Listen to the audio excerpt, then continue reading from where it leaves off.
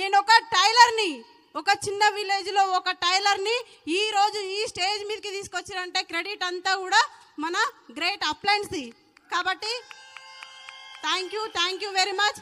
ఎందుకంటే వాళ్ళు నాకు ఈ అవకాశం ఇవ్వకపోయినట్టయితే ఖచ్చితంగా బాసలు దోముకుంటా, బట్టలు విండుకుంటా, టైలరింగ్ చేసుకుంటా, ఫ్యామిలీని చూసుకుంటా నేను ఇంట్లోనే ఉంటుంటి. ఈ అవకాశం వచ్చింది కాబట్టి నేను ఇక్కడున్నా. ఒక్కసారి మీరు ఆలోచన చేయండి, ఈ బిజినెస్లోకి రాకముందు మా దగ్గర ఒక బైక్, నార్మల్ బైక్ మాత్రమే ఉంటుండే.